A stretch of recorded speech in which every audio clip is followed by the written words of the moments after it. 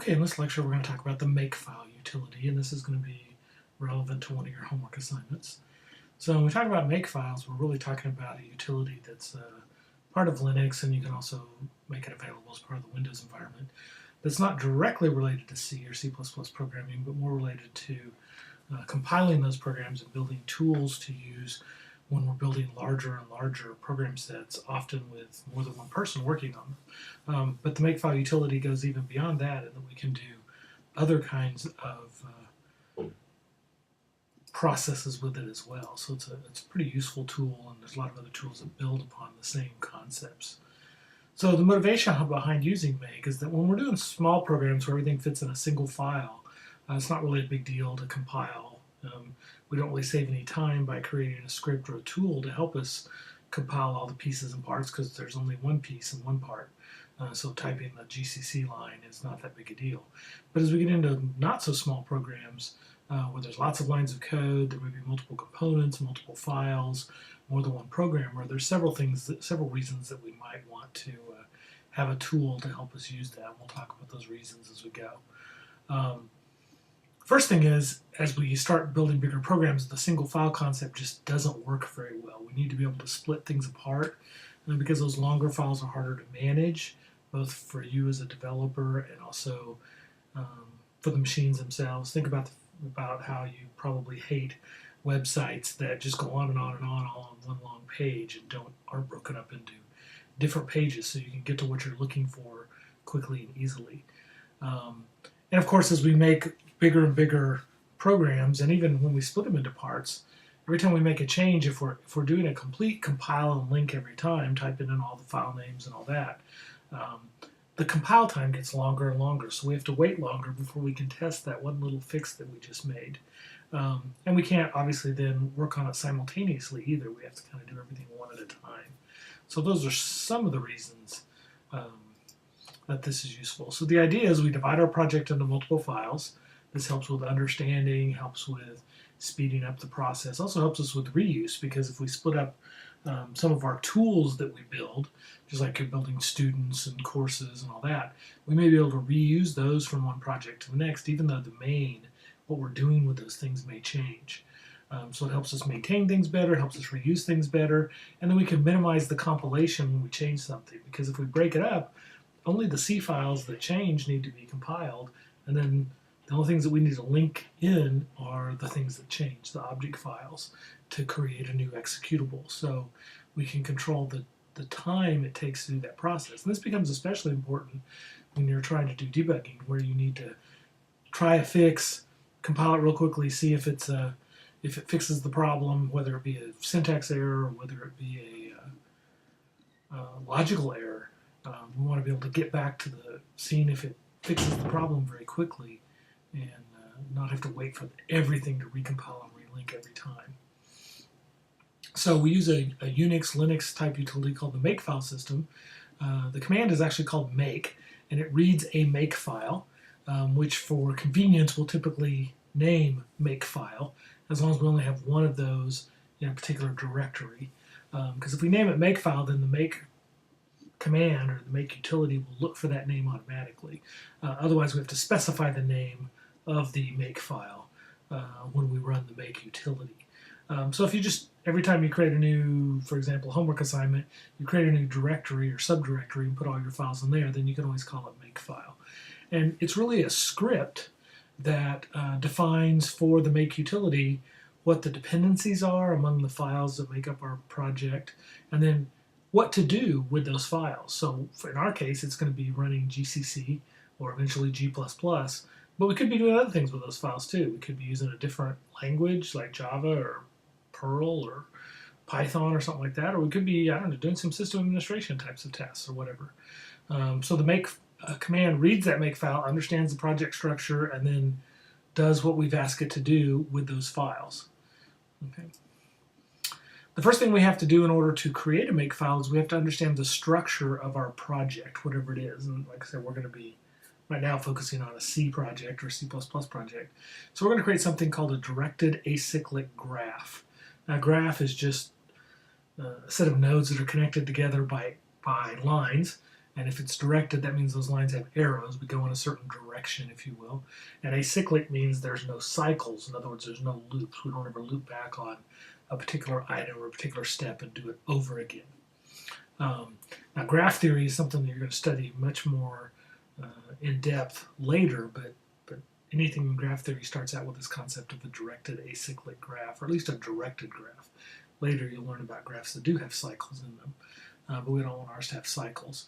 And when we're talking about the project structure for a makefile, when we're talking about C, this directed acyclic graph sounds very scary and mathematical and all that kind of stuff, but it's really just kind of like a word chart, if you will, so as you'll see here in just a minute. So let's take an example, kind of similar to your homework, where we've got a program that has 3 files. There's 2 C files, main.c and sum.c, and then there's one header file, sum.h, that has the definitions of perhaps structures as well as the function prototypes. And we have to include that in both the .c files because the prototypes and the pound defines, anything else that's in the header file are referenced in both C files. And then we're going to name the executable sum, or sum.exe if we're on a Windows machine. So let's see how we build that. Okay, so this is the directed acyclic graph for that. It starts at the top, or actually if you want to think about it correctly, it ends at the top, if you will. So the end result, the thing we ultimately want to build, is sum.exe. So it's up here at the top. Sum.exe in the compile link strategy cycle is dependent on, if you will, or made up from main.o and sum.o. Those are the object files after compiling. We link those together along with the library files like standard IO and stuff, and that builds our executable. So those are the next things in the chain, if you will. Those in turn are dependent on their respective C files. So like main.o is dependent on main.c and sum.h, and sum.o is dependent on sum.c and sum.h. And when we talk about these dependencies, it means that if something changes in sum.c, it's going to affect what's in sum.o, and so we're going to have to recompile it. And then if sum.o gets recompiled, then we're going to have to relink sum.exe because it's dependent on those changes. So we're just keeping track of when changes occur, how does it ripple through the relationships among these different files. Notice if we change sum.c, we don't have to do anything with main over here because main does not have any direct relationship with sum.c. We're going to have to relink main.o and sum.o to get sum.exe because at least one of them changed, but we're not going to have to rebuild this. So it may not seem like it's all that efficient when we're just talking about 2 files like this, 2 C files and a header file. But think about if this project had many C files in addition to main, all kinds of different libraries and tools that we've built. Suddenly this would make a big difference if we only had to compile 1 instead of compiling 20 or 30 or 40 different ones. So that's where we're going with this. We're just starting with a very simple example. So the makefile then is composed of a set of rules, and we see those here. Each one has some important attributes, and we're going to break those up. And in fact, here we see like this first line is a set of dependencies, and then what to do. This isn't called the action line, as you'll see here in a minute. So it's got the GCC. There needs to be a tab here. So this white space you see is the result of hitting the tab key.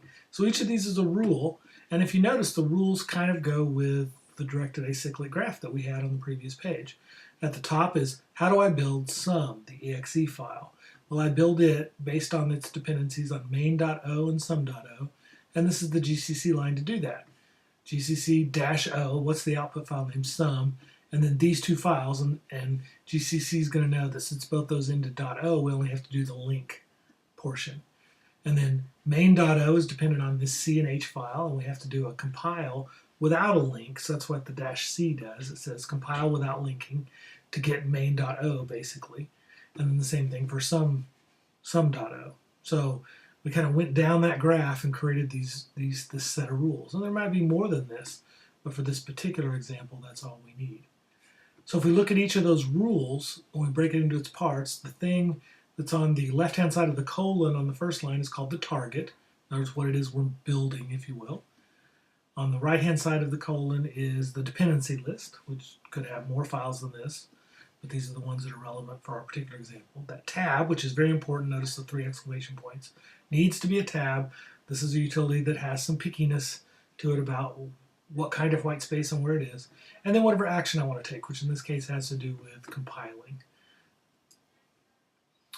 Now, when we run this, what happens is the make utility goes through and looks at each of these dependency sets, and it starts really at the bottom, and it says, okay, did sum.h change, or did sum.c or sum.h change? If so, I need to compile. If this one changed, I need to compile, and then if either one of those changed, I need to link these together. Okay, so we can also use asterisks, which are wildcards, and we'll see another example of that in a minute. The important thing is if the timestamp of any of these is not newer than the thing that's the target, then we don't need to do any work. Now in this little box over here, you see doing some stuff, and then we try to do a make and nothing happens, and it just comes back and says sum is up to date. One of the ways when you're testing your makefile, you can test that it works without having to actually physically go in and change the contents of any of these files, because in order to update the timestamp, you have to actually edit the file and change the contents. But there is a Unix utility and Linux utility called touch, which updates the timestamp without actually you having to go in and edit and make any changes, even if that change was just something you entered and then deleted, just so it updated the fool it into updating the timestamp. So touch is a quicker and easier way to do that. So in this example, we go down here about 2/3 of the way down. It says touch main.c, and then it says make sum. Okay, and then after we did that make sum, here in this case it said it's up to date. Okay, so now this example isn't written properly because the dependencies main.o doesn't show a dependency on main.c, which is why it says sum is up to date. But if these were written properly, then when I touch main.c, it should kick this middle one off here, the main.o one. But I only put the dependencies in the header file, so this one isn't done correctly. But the one on the previous page would be. Now there's some additional things we can do with makefiles. We can write much more complicated rules than the ones we just saw. I will say that starting here at page 11, basically, from the standpoint of your homework 3 that you're going to be working on here soon, you don't need anything beyond page 10. I mean, that example pretty much shows you how you need to build this. But there are some other things you need to know about make and a makefile that might be useful to you later as you get into bigger projects. And there's also a bunch of good online references. I've got a couple at the end of this lecture deck, and then a really good reference on make if you really want to become a make guru is one of the O'Reilly books. They have one of their little small 30 or 40 page books that's everything you wanted to know about make, and that's all that's in the whole book. So just a couple other things that you may want to know about, and we'll look at a couple examples too. There can be multiple targets for a rule. So if several targets share the same dependencies, we can put several of them on the left-hand side of the colon because they all share the same dependencies. There can be a rule with no action, and it only defines dependencies. So there's nothing to do other than knowing that those things are dependent. That the target or targets is dependent on those other files. The same target can appear in multiple rules, but a target should only have one rule that has an action associated with it. In other words, I don't want to compile twice, for example, for the same thing. There can also be an empty set of dependencies. There's a target called clean that cleans out the intermediate files like the .os and stuff that are created when we build one. We'll see probably an example of that later. We can also use wildcards in our make files, and this is sometimes useful as we get larger and larger numbers of files we have to deal with.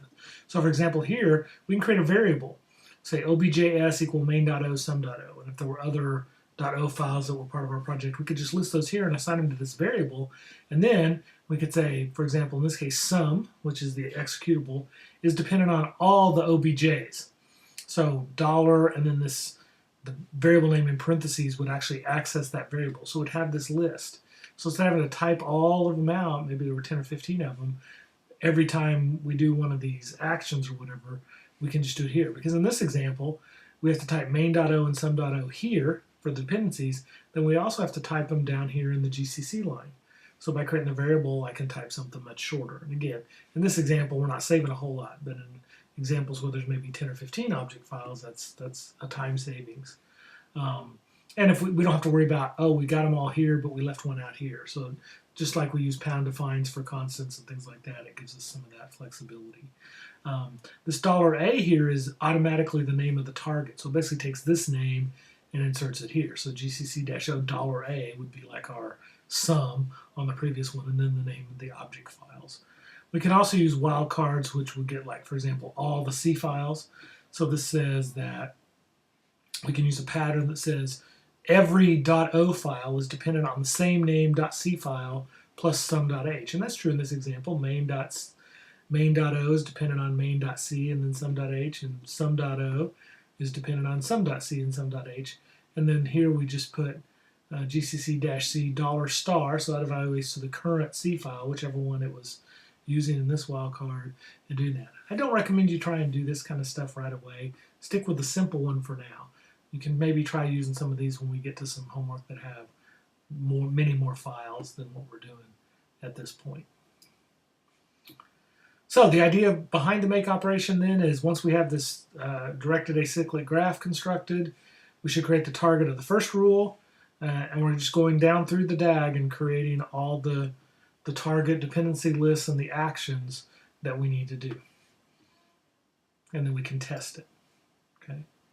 So what this does, the primary thing that it does for us is it ensures minimal compilation. In other words, if something changes, we only compile the stuff that needs to be recompiled and relinked. So you wouldn't want to write something like this where you say, okay, prog, the executable, is dependent on all the C files, and then do a GCC-O on all of them every time. Well, that's what you're typing now to get the job done. So you're not really, you're automating the process by putting it in a makefile, but you're not saving any time or resources. So you're going to compile everything every time, so you haven't really achieved anything. So that would not be an acceptable answer to your homework, for example. So again, it's based on the modification time. So in this example, if sum is our executable, it was last modified at 10:03. So all of these are older than 10:03, which means sum was newer than those, except for main.c. So main.c, that dependency, we're going to look and see what dependency list is main.c in. Well, it's in the main.o dependency list. So we're going to have to recompile main.o and then relink sum. So if we ran the makefile with this situation being the situation for the files for this particular project, when we're done, sum would have the most, the latest, if you will, modification time, and all the others would be less than that. And here's the operations it would do. It would compile main.c, and then it would do a link. Only those two steps. Doesn't have to do anything with the sum.c in this particular case. There's also a couple other things here that I'm not going to go into in detail. There's some tools using the precompiler you can do to automatically generate the list of dependencies and stuff. We're not going to try and get anywhere close to that fancy. Certainly, if you're interested, you can go read about those later. Here's a couple of those tutorials that I mentioned. Certainly, you can make use of those to learn a little bit more about how Make works. And then there's also the O'Reilly book that I mentioned. So this should give you enough to be able to do the makefile for your homework. And then once you do that, you'll probably want to use makefiles in the future for your other homework assignments, even if they're not one you have to turn in, just to make life a little bit easier and to speed your debugging tasks and things like that. If you have any questions, be sure to ask them during the next lecture period.